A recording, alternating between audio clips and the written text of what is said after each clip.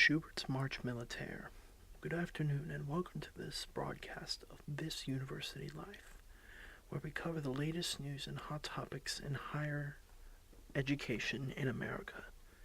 If you are listening to us on our new live YouTube channel, welcome and enjoy the added feature of a slideshow of pictures taken by our guests on today's program. This afternoon we are in for a treat. With the latest push in higher education for accountability and learning, higher education practitioners are now pushing the idea of curricular and co-curricular learning, specifically the integration of the two. We welcome three individuals who have a lot to say about this topic today. My first guest, Morgan Matchett, brings her knowledge of American university missions and initiatives around collaboration between the different sides of the house, so to speak, of a university from a recent research trip she conducted to 4 different universities in the Daytona Beach area. She joins us now. Hi, Spencer. Yes, thank you for having me. Morgan, can you explain to our viewers this idea of collaboration? Who is it between, and why is it so important? I would be happy to. Within the context of American universities, different divisions exist, usually between academic affairs and student affairs. Historically, these two divisions in a university have existed in silos. That is, they hardly ever collaborated or considered each other's missions and work. If we look back at the founding document for one of those divisions, Student Affairs, called the Student Personnel Point of View of 1937, we find a call to promote seamless learning. I wish I had time to go into extensive history of how student affairs came about, but essentially, by the early 1900s, divisions of student affairs were created to handle student life outside of the classroom. Their work required coordination and collaborative effort from all administrators and practitioners at the university. So collaboration and integrative learning has been at the core of the mission of student affairs since the beginning. It aids the development of the student into a responsible and prepared member of society, ready to contribute.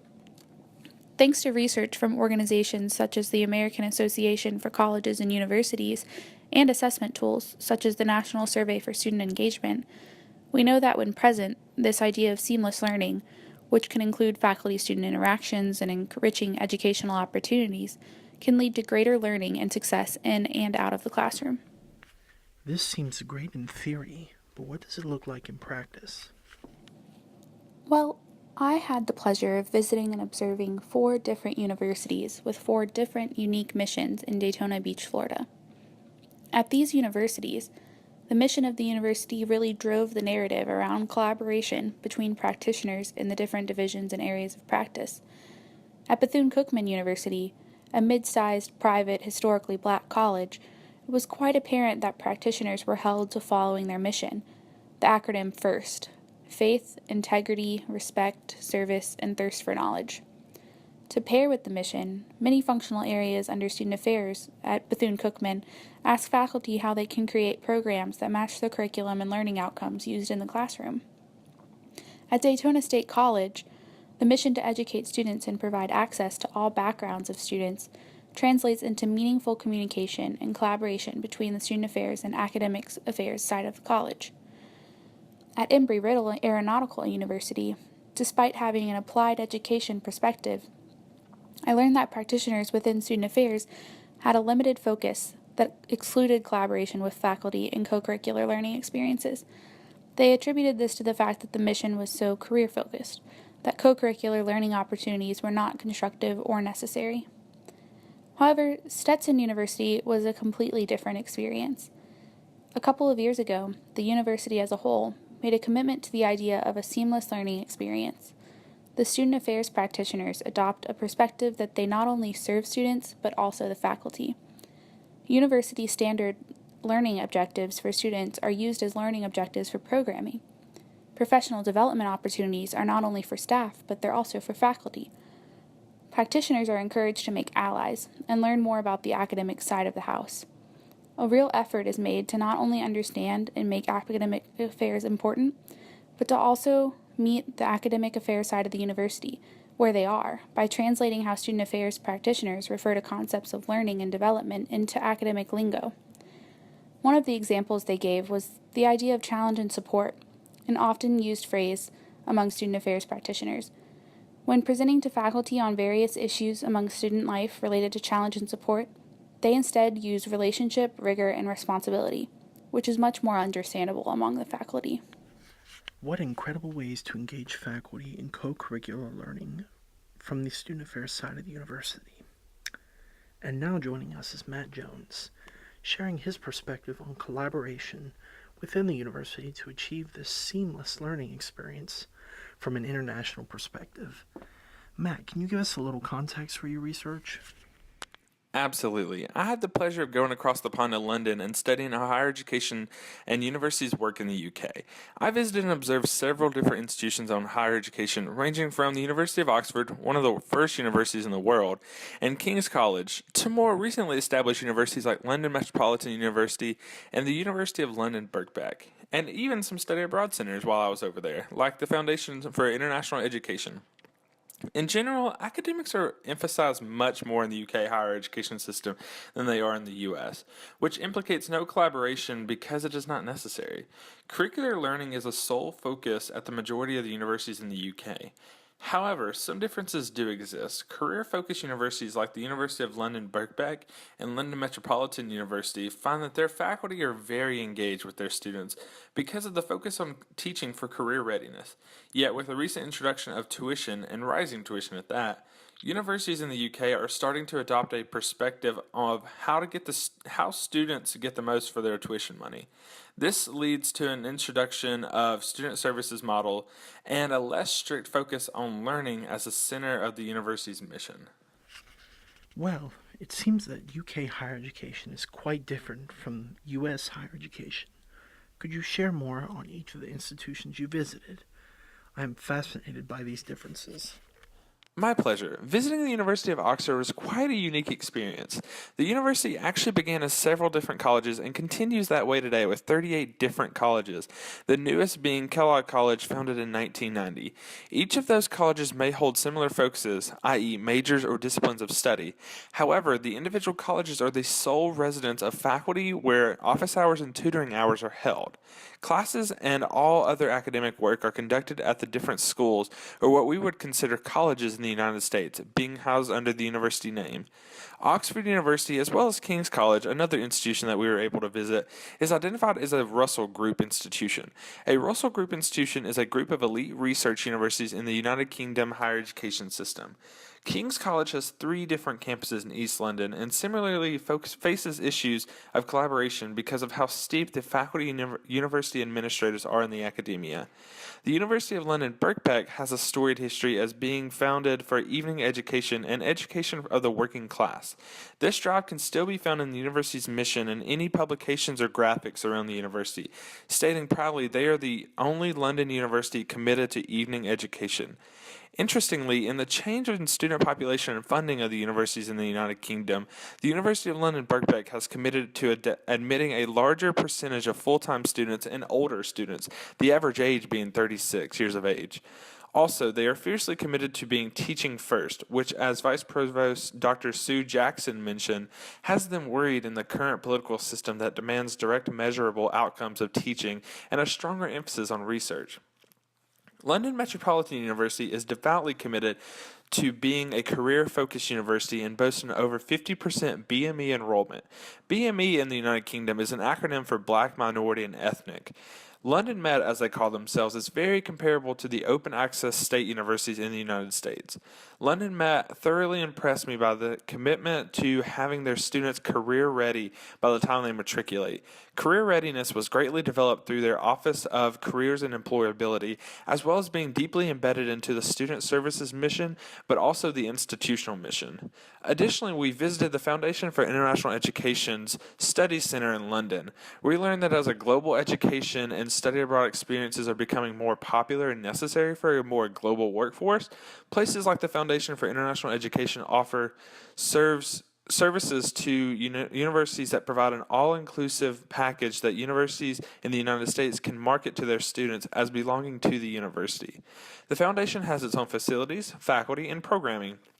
thus functioning almost as a college or university itself. As a student goes through this experience, he or she will be able to live and use London as a whole for their classroom through a 15-week semester. 7 weeks are set aside at the beginning for coursework, 1 week in the middle to serve as a fall or spring break, and then the student will be able to finish out the remaining 7 weeks participating in an internship where he or she will gain practical experience working with a company or a business in London. All grades and credit hours are then computed through Drexel University and accepted at the student's home campus. Interesting. Going back to the seamless learning environment idea, it can look differently based on the university's mission, yet they all could be considered examples of exemplary coordination and integration of curricular and co-curricular learning. And just in time, we now have Amanda Peters joining us to share some of her thoughts on what higher education institutions in the U.S. can do to increase collaboration between the two sides of the house and promote a seamless learning environment. Thanks for having me on air, Spencer. First, let me preface by saying that there is no one way to go about creating these partnerships and fostering a culture of collaboration, nor is it easy. It often requires dismantling an off-common cold climate in terms of collaboration and shared mission of student learning and success. Now, communication, respect, understanding of roles, and committed leadership are all crucial elements to success in these partnerships.